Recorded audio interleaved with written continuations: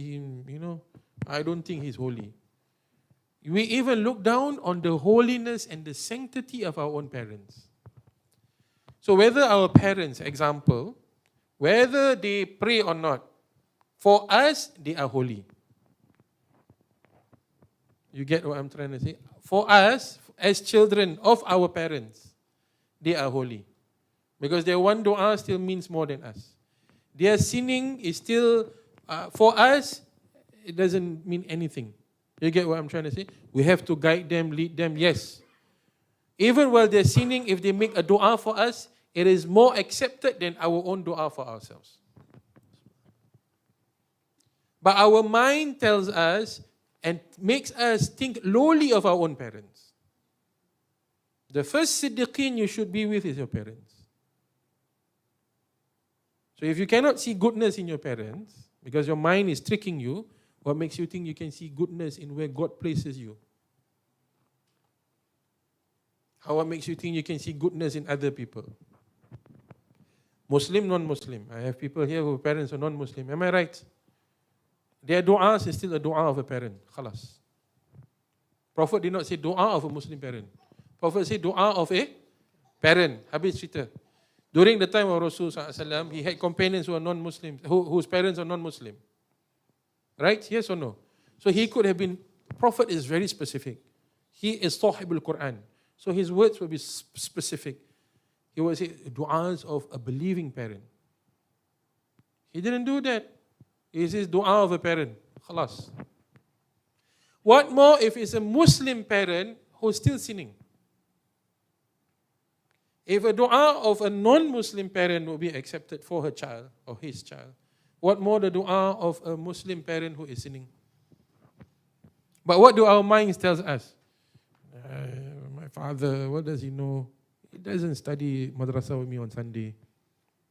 Dah habis kitab Minhajul Talibin, Nawawi. He is still at mari belajar sembahyang. Baru nak start sembahyang. Katakan lah. You get what I'm trying to say? But the dua of the father for the child, that is the authority Allah has given your parents. You don't choose it. You're not in charge of whom Allah wants to give the authority to. You get what I'm trying to say? So if you want to remove obstacles in your path towards Allah, first things first, go to your parents. That's why for the ladies and even for the gents, when you want to take bay'ah, I say, seek the permission of your parents, the permission of your father and your mother, seek their du'as. Mursyid, they don't know anything. That is your duty to tell them. That's why we have all the newsletters. And how much work my team put in, which picture of Mursyid to put. So many pictures of Mursyid. He's like that, he's like this. 90% of the pictures are all from the back. So it's quite easy. Now, which back? After cutting the hair, which songkok from the back? Most of the pictures are from the back. Segan nak ambil gambar. Okay, baguslah, alhamdulillah. Before they start, I should take picture in front. Problem juga, betul. So I also don't know sometimes, You know, sometimes when you sembelih the cow, you put the leaves, right? I must put that for me. There's the new upcoming one. You'll see how all of our padiyapas, where their cows and all, we are doing it. MashaAllah.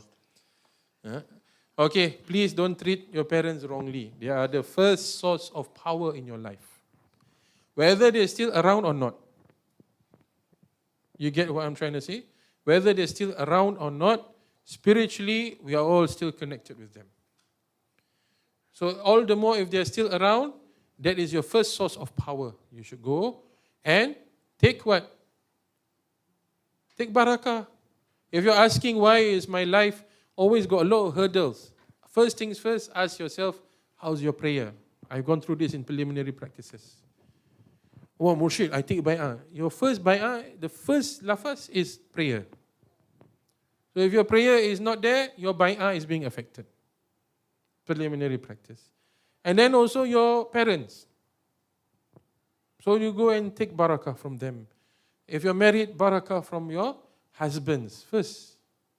Because there's a hadith that says, right, if there's anyone that will ask you to do sujud upon, besides Allah, it will be your husbands. No, cannot say this hadith. Some hadith now kena ban already. Then what about women? Must sembah to the woman or not? All these questions will come out. I don't want to go into that. Everybody has their right and authority. If we take care of that in our lives, everything will fall into place. Betul tak?